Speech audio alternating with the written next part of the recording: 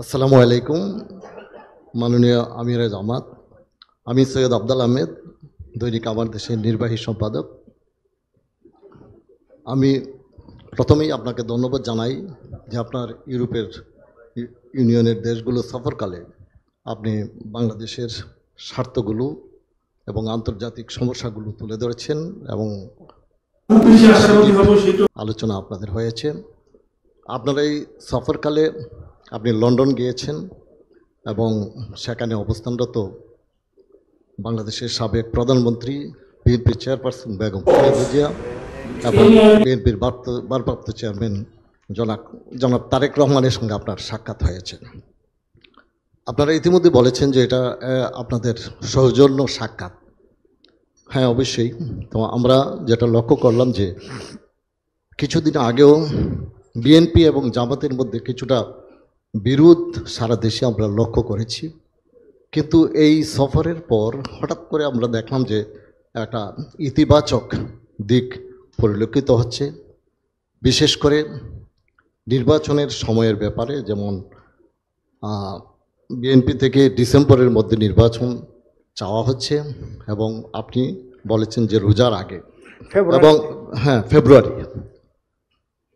তো আপনাদের এই যে শীর্ষ বৈঠক, এটা অবশ্যই শীর্ষ বৈঠক, দুইটি প্রধান দলের শীর্ষ নেতার মধ্যে বৈঠক হয়েছে।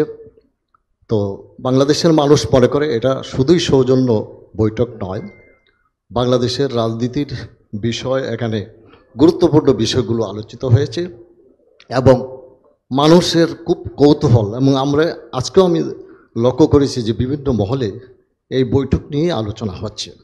তো আমরা জানতে চাই যে গুরুত্বপূর্ণ রাজনীতির কী বিষয়গুলো আলোচনা হয়েছে, বিশেষ করে নির্বাচনের বিষয়ে, এই যে পতিত স্বৈরাচার ফ্যাসিস্টের বিচারের বিষয়ে বা অন্য কোনো বিষয় থাকলে আপনি যদি বলুন, আমরা আলোকিত হব।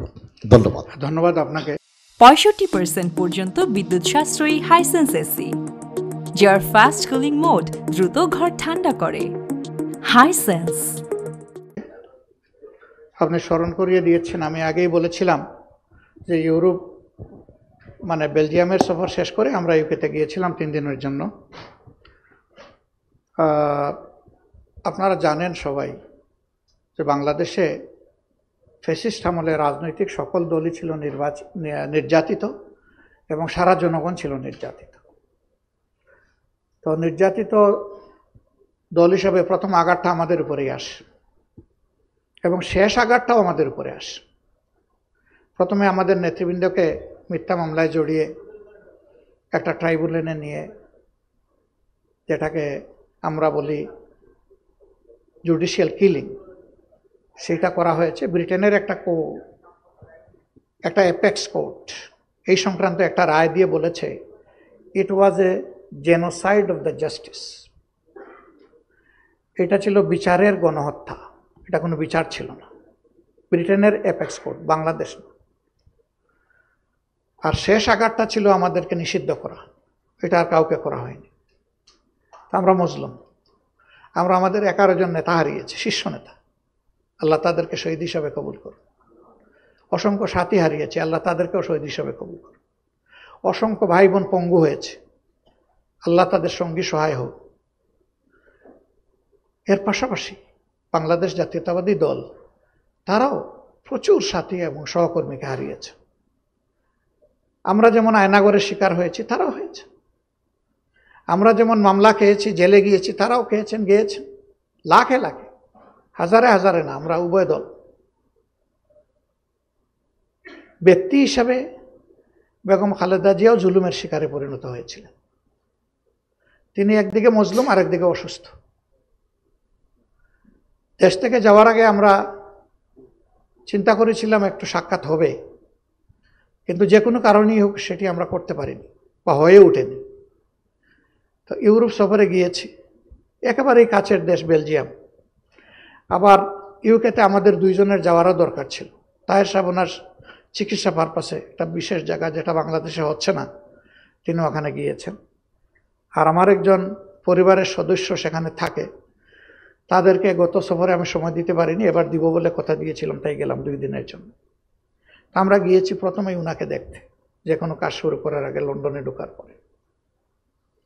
আলহামদুলিল্লাহ আমরা প্রীত যে তারা আমাদেরকে অতি ভালোবাসা এবং সম্মানের সাথে গ্রহণ করেছেন।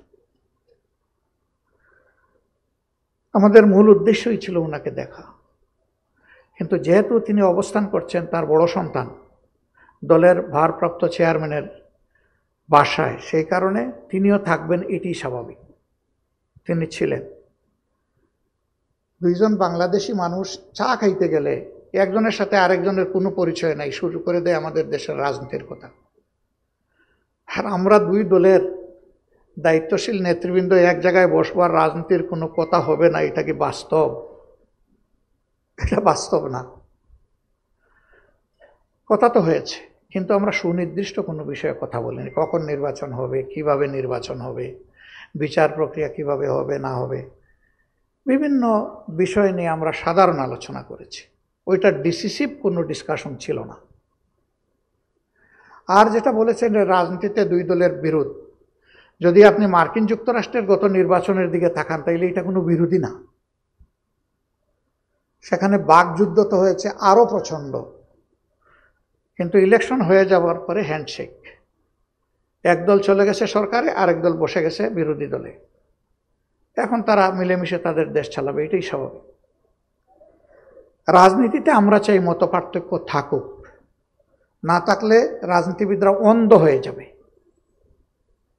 বন্ধ চোখ খুলে দেওয়ার জন্যই প্রয়োজন মত পার্থক্য, কিন্তু এও আমরা প্রত্যাশা করি যে এটা যেন মতবিরোধের রূপ না নেয়, ওটা পার্থক্য পর্যন্ত থাকুক। দুর্ভাগ্যজনকভাবে আমাদের রাজনীতিবিদরা অনেক সময় বিষয়গুলো খেয়াল করেন না বা করি না। এটা করতে হবে। যদি আমরা দেশকে ভালোবাসি তাইলে এই ভালোবাসার শ্রদ্ধার জায়গায়, মিউচুয়াল রেসপেক্টের জায়গায় আমাদেরকে আসতে হবে। আমার ওপিনিয়ন আমি দেব, কিন্তু এটা বলতে পারবো না যে এইটাই করতে হবে। আমি ওপিনিয়ন দিয়ে বলবো যে আমি মনে করি যে এইটা করলে আমার দেশ এবং জাতির উপকার হবে, আর এটা আমি করতে দিব না। যে যাই চাক, এটাও রাজনীতি এবং গণতন্ত্রের ভাষা না। করতেই হবে যেমন ভাষা না, করতে দিব না সেটাও ভাষা না। আমি বলতে পারি যে ওই কাজটি করলে জাতি এই ক্ষতি হবে, অতএব এটা হওয়া উচিত নয়, কিন্তু আমরা অনেক সময় এই সীমানাটা মানি না। মানতে হবে আমাদের। তবে স্বাভাবিকভাবে আপনারা জাতি প্রত্যাশা করে, আমি নিজেও দেখছি, এটা প্রথমে বিএনপি চেয়ারপারসনের মিডিয়া উইংয়ের সাবেক একজন দায়িত্বশীলের ফেসবুকে প্রথমে বিষয়টা আসে। যেহেতু এটা কোনো ফর্মাল মিটিং ছিল না, এই জন্যে বিএনপিও দেয় নাই, আমরাও দেওয়ার কোনো দরকার মনে করি নাই। আমাদের ভিজিটের মেইন পারপাসটা ছিল একজন অসুস্থ সম্মানিত সহকর্মীকে দেখা। এটি আমাদের নৈতিক একটা দায়িত্বের পর্যায়ে পড়ে, আমরা এটি শুধু পালন করেছি, এর বেশি কিছু না। তবে মিডিয়াগুলা বিভিন্ন বিশ্লেষণধর্মী যে আলোচনা করছেন, আমি পার্টিকুলারলি মনে করি যে এখান থেকে আমাদের পাওয়ার অনেক কিছু আছে। আমি হ্যাপি। আলোচনায় সব জিনিস আমার পছন্দ নাও হইতে পারে, কিন্তু ভালো অনেক জিনিস তো উঠেও তো আসতে পারে সেখান থেকে।